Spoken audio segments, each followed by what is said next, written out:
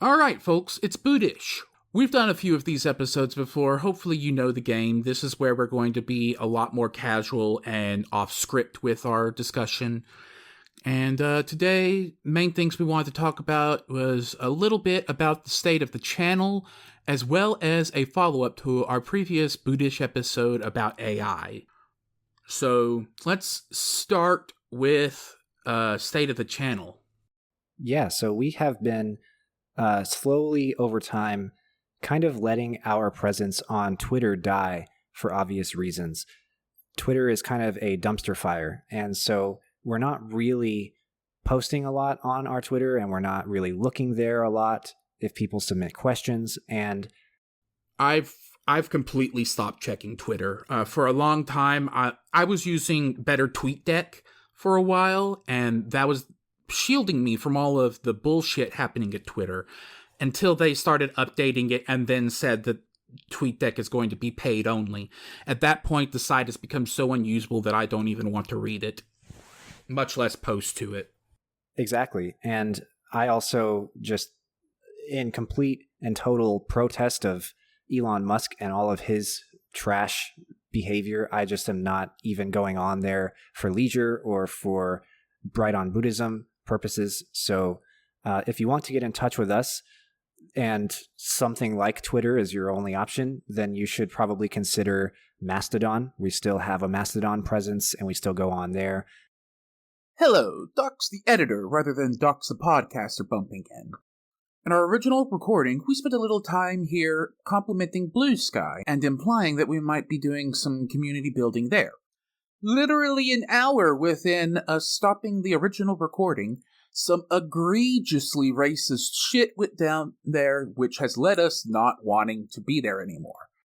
So for now, best way to get in contact with us is the email address. So, back to Buddhish. I'm going to add to the list of contacts that you said earlier. We do have an email address. It is bright.on.buddhism@gmail.com, and we do check that fairly frequently.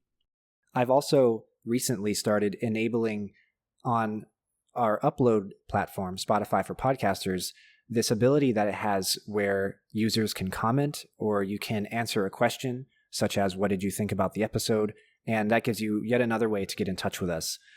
That function has only recently been part of Spotify for Podcasters update package, and I've tried to include it on all uploaded episodes going all the way back to episode 0. I don't know if I've finished that yet. I can't check that right now, but I have it on as many episodes as I can possibly get and on every new episode. So if you want to get in touch with us, that's another option. While we're talking about the state of the channel and different ways to get in touch with us, we thought this would be a good moment to step back and appreciate how far the show has come and say some fun things, some new updates about how we're doing. So recently, very recently in fact, our first episode, What is Buddhism? The original episode 1, just surpassed 200 listens. And around the same time, we noticed that all of our top 10 episodes have just surpassed 100 listens each. So that's pretty cool. We have a total of 7,300. That's 7,300 plays all time. We have 61 Spotify followers. Thank you to all of you. And we have an audience size, which is a metric decided by Spotify for Podcasters, of 62. So that means that on average, each episode we upload gets about 62 listeners. So thank you to everybody who's doing that and driving that. We really appreciate it. I'm especially happy to see that the Sutra and Sutta episodes are getting plays. When we first started this, I was worried that those were just going to be too long and that people wouldn't do that. Like, people wouldn't listen to an episode just that long, but it seems like that's not the case. About 5 out of 10 of our top 10 episodes are Sutra or Sutta episodes, and that's fantastic. As it stands, we also are very happy to report that we have only about 53% of our audience in the United States, and the rest are all over the world. We have apparently a listener base in Japan. Shout out to those people. 15% of our listeners are there, and 6% are in India, and the rest are small enough numbers that they probably are not actually real people who are listening consistently, but if I missed you, shout out to you anyways. Yeah, for real. It's cool to know that, like, folks outside of the country are listening to this. Like, I was not expecting to get much of a listener base at all. So, like, for a subject that's as niche and laser focused as we are, I think that's a pretty decent number of listeners, especially at how bad we are at social media. Yeah, I mean, even though we had that whole bit up front about social media, I'm really terrible about making sure to post whenever we have a new upload and making sure to do things on social media that get us engagement from people who might listen. All that stuff is just completely outside of my core skill set, and it's just something that I don't really enjoy doing that much. And so unfortunately, I've let it slide. But in spite of that, you guys have come through, and it looks like we have a base, we have an audience. And so thank you very much for that. Other state of the channel news is that I will be moving to Japan, specifically to Yokohama, this September. So that's probably going to cause some issues with the upload schedule. We're not 100% sure yet, but we suspect that the internet connection latency that we experience while I'm in Yokohama and while Docs is in the Midwest of the United States, we might not be able to record on time, upload on time. And so once we know more about that, we will give an update as to whether the show will go on hiatus while I'm gone or what the situation will be with that. However, even with that piece of cautionary possible future bad news, I want to share that this Japan trip, which will last for 1 year, will be very good news for the show. I'll be a lot closer to Japanese Buddhism, and I'll be a lot closer to Japanese Buddhist sacred spaces, and I'll get the chance to meet and talk to and socialize with actual Japanese Buddhist people.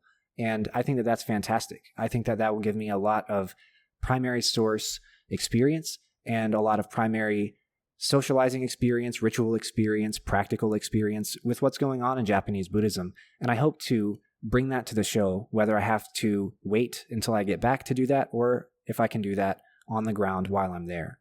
That would be very fantastic, and I'm very excited about that. I am too. Like, the challenge of our incoming latency spike is something I'm worrying about, I'm not going to lie. But if we can get by that, or if we can just outlast that, I think this could be a great opportunity for the show. I would love to talk to some Japanese Buddhists on the show if possible. Like, there's a lot this could open up for us, even though it has a chance of shutting us down for a little while. I'm going to try to avoid that, but, I mean, from here to where Nick is now, we get a bit of a delay. When we're going across an ocean, I suspect that's going to be worse. So, we're going to have to wait and see. But if it works out, it's going to work out really well. If somehow anybody in the audience knows of a magical workaround to the latency caused by an 8,000-mile gap in geography, please do let us know. That would be incredible. And not only just because it would solve our latency problem, but because somehow, somewhere, someone will have figured out how to share information across distances greater than the speed of light.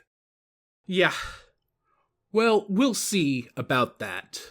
It's unlikely that the latency will have no effect, but I do know of other podcasts where they're talking to each other internationally, so I suspect it is possible.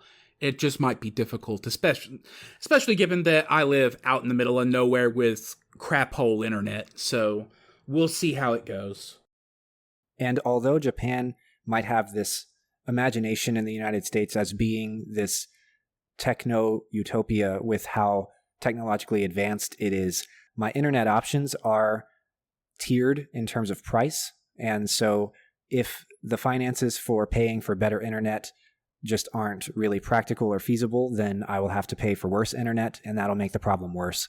And so I'm still keeping my hopes up that we can keep the show going and that we can find a good time where it's like 2 a.m. in Japan and 3 p.m. here and I'm able to meet with Docs and keep making the show. We'll see about that when we get there. So, there's a little update on the state of the channel and what's coming up. So, with that done, I want to come back to a subject that we did a Buddhish about a while ago. AI. So, between when we made that episode and now, the big thing that has changed, in my view, is that people have started using ChatGPT a lot. And ChatGPT is not ready at all. It's not at all what people seem to be thinking about it as. Like, I've seen people saying they're just going to ask ChatGPT instead of go to Wikipedia, and it's like, no, ChatGPT hallucinates. It makes shit up all the time. It also is frequently directly plagiarizing the works that it's supposedly drawing from. Now, a lot of folks call the Midjourney, DALL-E, and the like, the generative image stuff, plagiarism as well. I've seen some side-by-sides of people going like, hey, this is plagiarism. Not quite agree with that. For one, the side-by-sides were not identical. It looked like the one that, I believe the comparison was Midjourney. The image that I saw generated from Midjourney was definitely less skilled than the image generated by an actual artist. Editor Docs here again, clarifying that while the side-by-sides don't look like plagiarism to me, they are really clear evidence that the artist's works were used to train the AI without their permission, which is not much of an improvement to outright plagiarism. In my head, it was going to be clear that, like, what happens right now is not ready for actual use. But I forgot that capitalism is a thing, and that capitalists are going to ruin everything as soon as they touch it. So as soon as they had something that even vaguely resembled a way to cut humans out of the content production process, they started doing it. And it's like, the content that is coming out of these AI are not good enough yet. Midjourney is a fun toy, and if I had the money to pay for a subscription to Midjourney, I would be using it in my tabletop games. But the images generated are not nearly good enough to tell somebody they should pay for it. And by also cutting the people out of the process, it's like it's optimizing for money so hard that nobody benefits from it. Not even the people who are cutting their workers out are going to benefit from it because, like I said, it's not good enough. The stories that come out of ChatGPT are not good enough to replace writers, not by a long shot. And neither is the stuff that's coming out of Midjourney good enough to replace visual artists yet. And it really disappoints me to see that people are already going that route with it. That's not what I wanted when I was talking in eager tones about the possibilities of AI. I was just like, I'm into the technology. I know enough about AI programming to have an inkling of how technically difficult what Midjourney and DALL-E at least are doing. Like, that's hard. The engineers who did that should be proud of themselves. But the capitalists who are using it are fucking everything up, and now I can't even be happy about this cool technology that's emerging. Man, capitalism ruins everything. I completely agree. I completely agree that capitalism ruins everything, and that these AIs are, it's not there yet, but people are acting like it's there, and it's not really enjoyable to live in a world where the top 5, top 10, top 15 search results on Google are AI generated, and where most of the copyright on websites that you go to for a business is AI generated, and where, like, you have to just deal with AI images and deal with the fact that people are going to use those and share those around, and then either make the plagiarism argument that you made, or Also, people are believing that these fake AI generated images are real, and they're just going on with that misinformation like it was nothing. And all of that is just somehow, even though it was exciting and cool technology early on, somehow all of that is just souring it all for me. Now, especially as an educator, like luckily I have not had to grade any essays written by university students that have been written by AI yet. But we have had those conversations behind the scenes where we say, what do we do? How do we find it? How do we address it? Do we say on day one, if you turn in an AI generated paper, you'll get a 0, and then put the idea in their heads and tell them this is something that you could do to cheat? Do we give them the new option if they don't already know about it, which most of them do? Or do we say nothing about it and then just try and have really good eyes and see if we can find ChatGPT generated papers organically? What if someone's just a really bad writer, right? Like you were saying, the stories or just the essays or anything that ChatGPT gives you in response to its prompts, they're just not that good. And so is my student using AI, or is he just a really bad writer? And in the scholarly context, this is problematic too, because ChatGPT will misquote whenever it tries to put in citations. It knows that citations are important. And so it will say, Johnson et al. 2003 says X, Y, and Z. And then if that citation, Johnson et al. 2003, if it even exists, which it does not always in the case of ChatGPT, if it exists, there is a substantial chance that that quote that ChatGPT spat out at you is not something that is ever said in that source. And that's just horrific. So yeah, it's being misused. It's being used too early. The technology's not good enough for any of this to work out. And like you were saying, everybody loses. If somebody in a university class writes a paper using AI and turns that in, not only does the student not learn and they have cheated and they have basically, just plug and played with a toy, but also the educator really, really hates grading those. I would take a very, very bad organically written paper over an AI generated paper any day of the week because they just still have the uncanny valley. This is what you were saying about Midjourney as well. There's something about it that is just not good enough to say that it's rote plagiarism of an original image because it's just not that good. It's just uncanny. No one actually makes images like that. No artist actually paints like that. In the case of ChatGPT, nobody writes like that. It doesn't understand language well enough to know how to generate an argument based off of a prompt that you give it. And so I think that it's a dystopian road ahead, it seems like, or it's a dystopian landscape for now. In particular, one thing that I've seen that's really pissed me off is people using Midjourney or DALL-E and then saying they're artists. I've generated some cool stuff out of Midjourney and stuff that I've used in my tabletop games. I am not a fucking artist for doing that, and anybody trying to claim otherwise is fucking pathetic. It's so low effort to put these prompts in there. Nobody who writes a paper using ChatGPT or writes a story or writes anything using ChatGPT is a writer. And so in no way could somebody using Midjourney or DALL-E be an artist. It's cool if you create cool images and want to use them. But to say that just because you came up with the prompt, you are somehow an artist, you're somehow a creative in that sense. They call themselves prompt artists, and the thing is, there actually is a skill to getting good images out of them.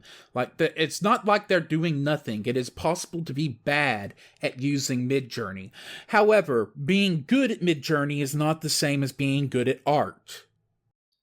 And that's especially true given what we know about how the technology works, right? It's the same among all of these different AI technologies in some principle sense.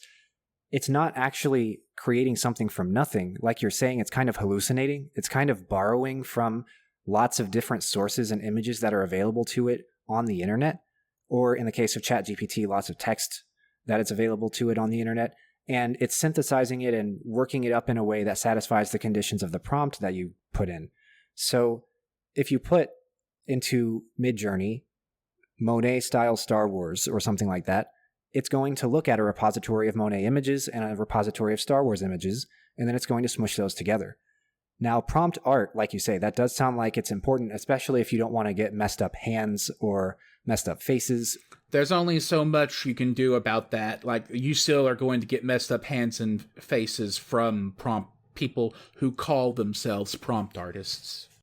It is important to know how to use those prompts well, but at the same time, the AI is not doing anything original, and your prompt is not causing it to do anything original. I don't know if we can say that, because we don't know what's going on behind the hood. You know, it could be that something that we don't understand, or that, like, we may not understand consciousness in a machine when it arises. So we can't for sure say that nothing original is going on in the back end, but it's extremely unlikely and just not good enough yet. Simply not good enough yet. We've talked a lot about how it's possible, we think, that human consciousness is just a series of really extremely, increasingly complicated logic gates. And I maintain, and I think you would too, that that is still possible and still true. It's just that the AI logic gates that we have, we can't be sure, based on the product yet, that the logic gates, the network or the series of logic gates that leads to the generation of the AI product, it's just not complicated enough. It's not reached that threshold where it signals to our human brains that we're looking at yet another consciousness. And so even if we may not know when that happens, if we may not actually be tripped off whenever that happens, I think that I can say with confidence right now that it's just not there. Yeah, the thing is, AI in its current state, and when I say that, I mean artificial intelligences, plural, the object, they are hyper-focused, because right now, the idea of a general intelligence, a program that can learn anything it encounters, is so far outside of our realm of possibility that it doesn't compute. Like, it's not ready yet. I think this idea of a general intelligence has two huge bottlenecks that we don't really have, as far as I know at least, we don't really have a way to bridge that.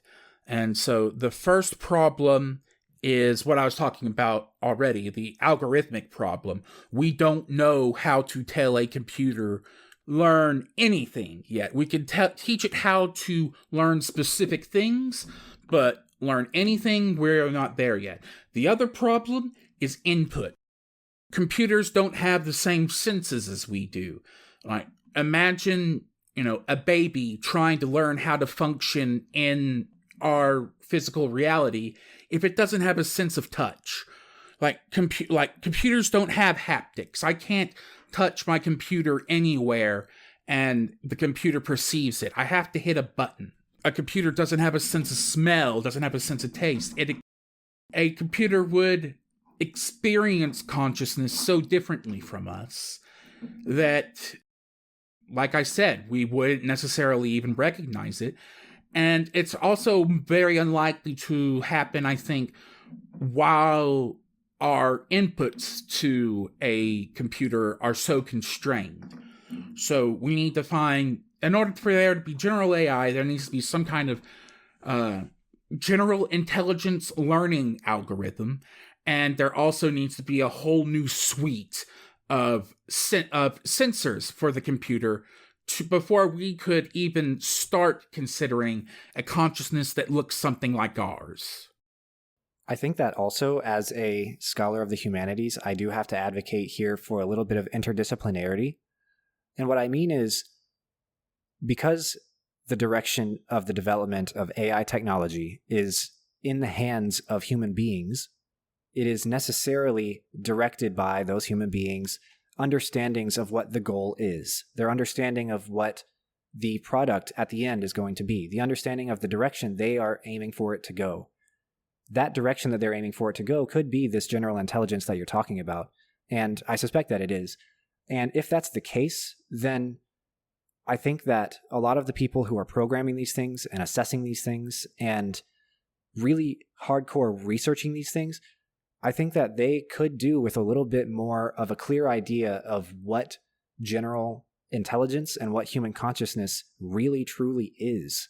And so that means like programmers and software engineers borrowing from neuroscience, borrowing from the cognitive sciences, borrowing from philosophy, borrowing from all of these other fields of study, which are just not really immediately relevant to the actual hardcore infrastructure, the hardcore anatomy of the program itself, but which are relevant to understanding what you're actually driving toward, right? It seems a little bit blind at this point because of those constrictions that you're talking about.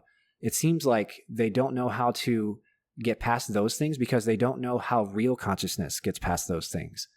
And one reason for that is, one, the entire human race doesn't know how real consciousness gets past that, but also those sort of bottlenecks, while they may be aware of them, they also don't really have a clear idea of how those bottlenecks have not affected actual real biological life.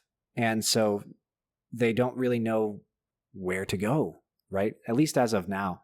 Maybe somebody out there smarter than me, smarter than both of us, does have an idea of what to do about those things, but the technology's not there. And I also think that my whole point with bringing this up was that not only is the technology not there, but the people who are in charge of the technology are perhaps not quite there either. And they should sort of spread out, step back, and look at more sources to see what they're even really going toward and why and how.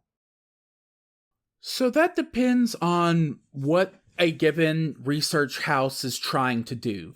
So there definitely are researchers who are trying to do general intelligence, and those guys are talking to neuroscientists, I promise you. There is a lot of interdisciplinary work going through the general AI crowd. You might have heard the term neural network in the past. That is a result of computer scientists trying to model neurons. Now, I strongly suspect that simulation is inaccurate right now, because what neural networks do does not lead to general intelligence, so we're not looking at something that accurately simulates our brains. There are other research areas that are doing specific problems. So there was probably a specific group researching how to do the current batch of generative AI. So, like, the folks who are focusing on a product, so this would be your DALL-E, ChatGPT, Midjourney, those folks don't want to hear from other disciplines as much, mainly because they're trying to replace those disciplines.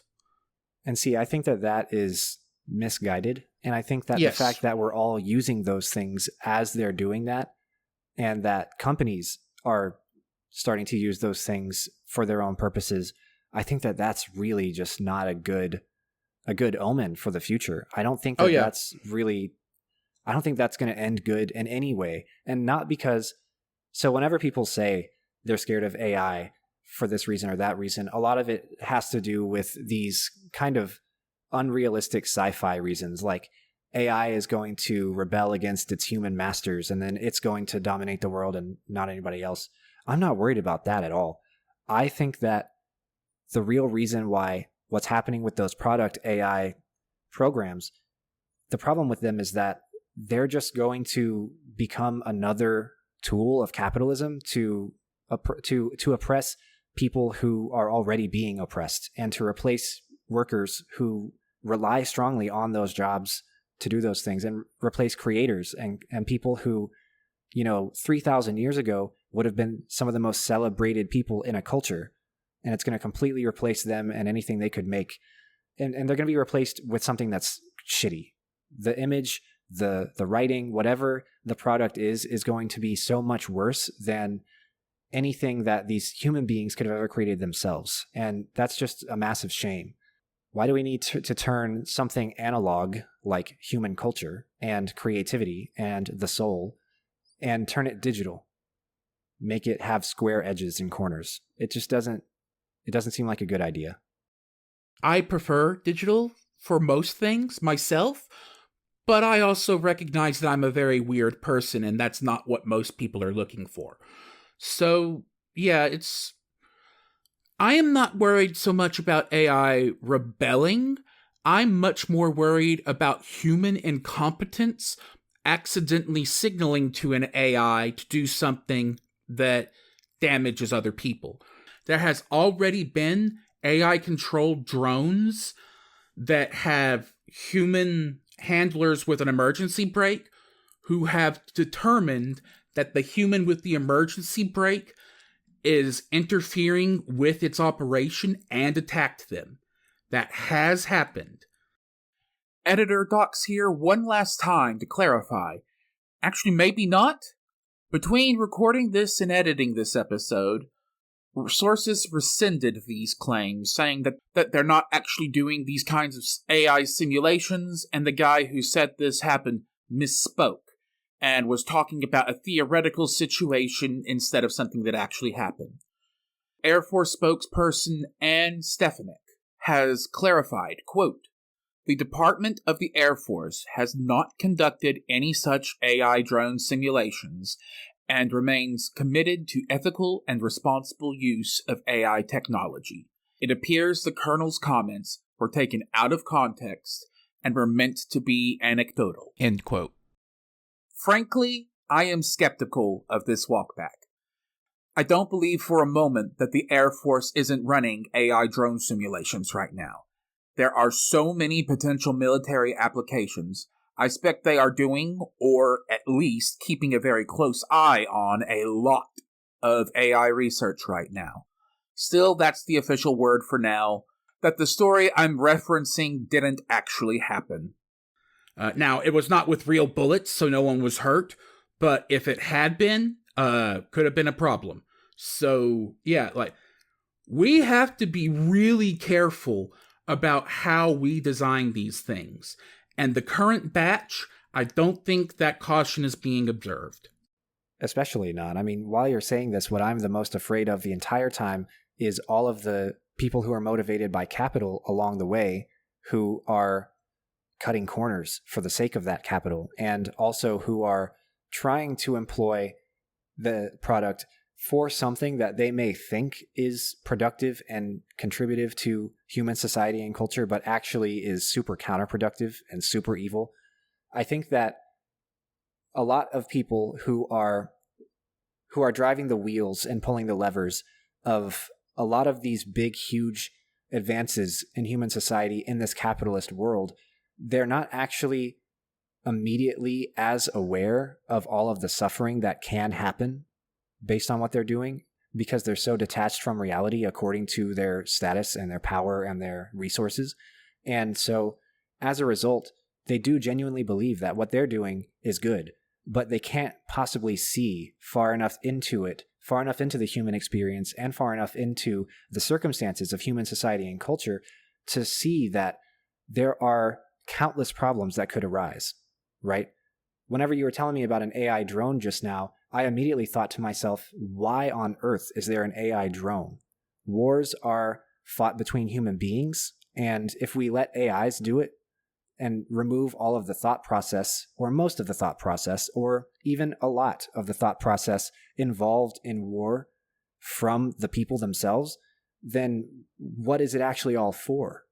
Like, if we need to outsource all of the motivation for war to a completely other party, then we have completely eliminated the need for war in the first place, right? And this is coming from me, obviously a very anti-war guy, but I'm just saying, like, wow, like, not only are there mistakes or small little loopholes or small little snags in the programming that can cause these problems, such as an AI attacking a human being when it's not supposed to, there are also like grand directions in which these things are going, which are directly harmful to humans. And the people who are in charge, they really just don't appear to care that much. It's the lack of care that gets me, because I see that too. The folks pulling the levers don't give a shit. They really just don't. And I don't think that there's very much that could happen that would make them give a shit. Kind of a downer, but also, I mean, we recently had an episode where at the end I called for revolution. That hasn't changed. We've just stopped talking about it as much. And you can see all the echoes of that here too. I've recently seen a lot of posts on social media which are along the lines of, I did not want to live in the timeline where the robots are doing all of the painting and poetry while the humans do all of the menial labor. I agree with that very strongly. Kind of a downer note to end on, but that's how this was always going to go at this point. So, oh well. Yeah, well, and if we do want to end it on a higher note, I would say this is your chance to try and do better. If anybody's listening who is involved with AI or has the chance to consume AI or is paying for AI and is voting with your dollar, then this is your chance to think twice. This is your chance to reassess how you might want to engage with it. This is your chance to see what's going on and be a little bit more informed about a different perspective. Whether ours is better or worse is up to you, but this is your chance to see at least maybe there is a darker side, and maybe we as a society should all think twice about it. Agreed. So that was it. That's another episode of Buddhish. So thank you very much for listening, and sorry if we depressed you with this one, but oh well. We thank you for listening nonetheless, and we hope to see you next time.